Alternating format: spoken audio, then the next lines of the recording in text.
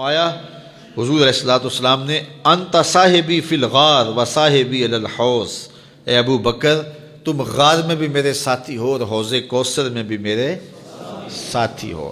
اور آقا کریم علیہ السلام نے یہ بھی ارشاد فرمایا سب سے زیادہ جس نے میرے اوپر احسانات کیے ہیں وہ ابو بکر ہے۔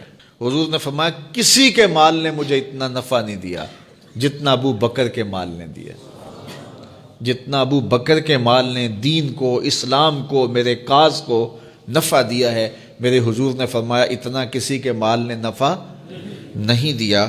اللہ اکبر، فبکا ابو بکر، تو جب یہ بات حضور نے کہی تو ابو بکر رونے لگے۔ وقال ما انا ومالی الا لک، حضور میں بھی آپ کا ہوں، مال بھی آپ کا ہے۔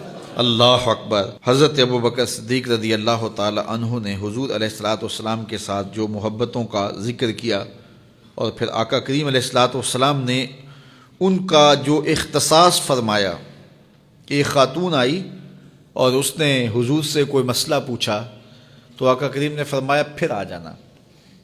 تو اس نے کہا اگر میں پھر آؤں اور آپ نہ ملیں، اس کا مطلب یہ تھا کہ آپ اس دنیا سے کوچ کر گئے ہوں، تو فرمایا میں نہیں ملوں گا، ابو بکر تو ملے گا نا۔ تو علماء نے کہا یہ خلافت کی طرف اشارہ ہے۔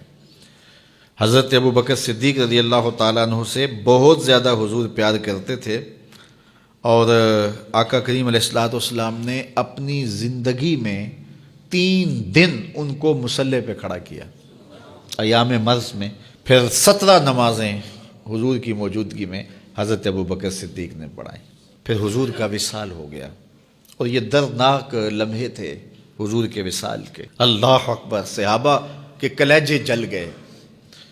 حضرت عمر نے ہاتھ میں تلوار پکڑی اور ایسے کھڑے ہو گئے اور ایسے لہراتے تھے تلوار، اور کہتے تھے خبردار کسی نے کہا حضور کا انتقال ہو گیا میں گردن اتار دوں گا۔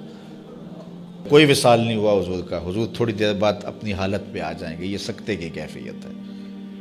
حضرت زید بن عبداللہ کے بیٹے نے جا کے کہا ابا جی حضور کا انتقال ہو گیا، تو انہوں نے باغ میں پانی دے رہے تھے، سب کام چھوڑ دیا، ہاتھ اٹھائے گا اللہم اذہب بصری حتی لا ارا بعد حبیبی محمد احدا، اے اللہ مجھے اندھا کر دے، آنکھوں کے دیے اس لیے روشن تھے کہ تیرے محبوب کو دیکھوں، جب حضور چلے گئے ہیں تو میں نے یہ چراغ کیا کرنے ہیں، بجھا دے ان چراغوں کو۔ تو کیا کیفیت تھی، حضرت فاطمہ بول رہی ہیں سبت علیہ مصائب لو انہا سبت علی الایام سرنا لیالیا، میرے اوپر وہ مصیبتیں ٹوٹی ہیں اگر یہ دنوں پہ ٹوٹ پڑتی تو دن کالی راتیں بن جاتے۔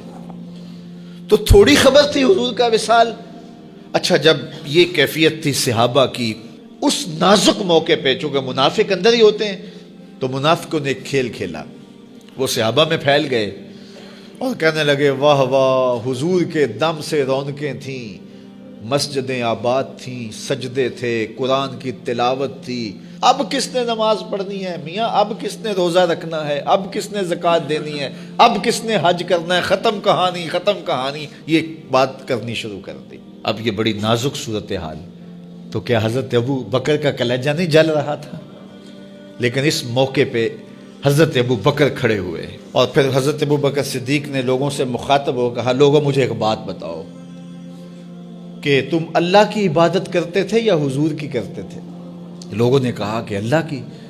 تو کہا کہ کیا حضور کے وصال کے بعد تم اللہ کی عبادت چھوڑ دو گے؟ کہا نہیں۔ کہا مجھے بتاؤ جس دین کو سر بلند کرنے کے لیے حضور نے اپنی ساری زندگی لگا دی، تو کیا حضور کے چلے جانے کے بعد اس مشن کو چھوڑ دو گے؟ لوگوں نے کہا نہیں۔ تو کہا پھر اٹھو اور نبی کے دین کا پرچم تام لو۔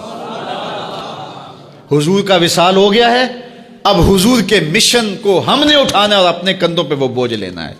تو کیا جس کے لیے حضور نے اپنی جان تک دے دی، تو کیا ہم وہ مشن چھوڑ دیں گے؟ صحابہ کے اندر ہمت پیدا ہوئی، کہا کیوں چھوڑیں گے، ہم تو اٹھیں گے اور پہاڑوں سے بھی ٹکرا جائیں گے۔ تو یہ وہ موقع تھا جس موقع کو سنبھالا حضرت ابو بکر نے۔ منافق تو چال چل گئے تھے، صحابہ پر صدموں کے پہاڑ ٹوٹ رہے تھے، ساری ذریت اسلام ساری زندگی جو ہے وہ تعریفیں کرتی رہے، مدح و ستائش کرتی رہے، ابو بکر صدیق کا یہ حق نہیں ادا ہو سکتا۔ یہ احسان کیا ہے امت کے اوپر حضرت ابو بکر صدیق نے۔